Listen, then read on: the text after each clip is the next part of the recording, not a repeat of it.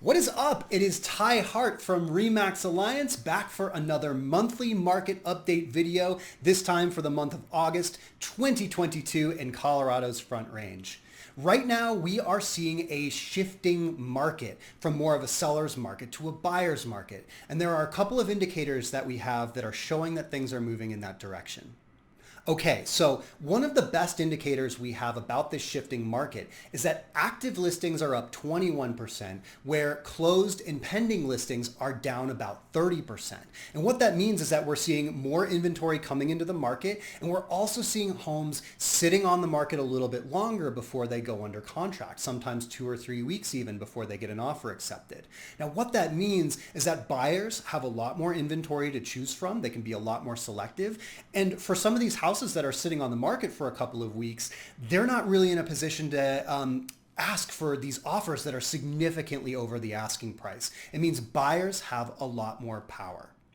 Another great indicator of our shifting market is this ratio between the list price and the closed price. And basically what that means is what is the difference between where a seller sets their price and then where does the buyer land as far as being above or below the list price, right? And so right now that ratio is about at 101%. And that basically means that offers are coming in about 1% over the asking price for offers that are getting accepted, that are going under contract. So for a $500,000 house, that means that they're going to be getting offers that are maybe like $505,000. That's still over the asking price as an average across our market, but that is so much better than what it looked like, even just a couple of months ago when buyers in some cases were having to come in 10% over the asking price. That's a house for $500,000 going for $550,000. So much more balanced ground for buyers to be on.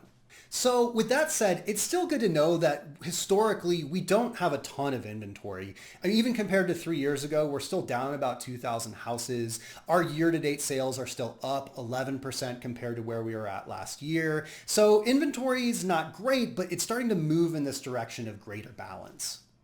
All right, so I have been talking about this balancing of the market, which in general is a good thing, but there is a flip side of this coin, which is what happens when you're selling a home. And right now, home values aren't like going down substantially or anything like that. Like people aren't losing a bunch of equity. But if you're in a position where you want to sell your house, you do have to be a lot more competitive and a lot more thoughtful than you were like even just a couple of months ago. Really what that means is setting a really reasonable list price on your property and not shooting too high. I'm recommending to people to actually aim a little bit low so that they can maybe kind of spring up a little bit, maybe get multiple offers. It can kind of suck to be that house that's on the market for 2 or 3 or 4 weeks, and then you start having having buyers like lowballing you, or even you start having to do price reductions. It can be really frustrating to be in that position. So definitely takes a little bit more effort on the sell side. You have to negotiate more with your buyers, and there's some extra effort involved compared to how easy it was to sell a home at the beginning of the year, where houses kind of just sold themselves. All right, well, that is my market update for August 2022. If you made it this far, thank you so much for watching my video. I always appreciate the feedback that I get from people, and I still have a lot of fun making these videos. I hope that they are useful. I want to keep putting them out there. If there is anything in the world that I could do for you, give me a shout. Otherwise, I will see you next time.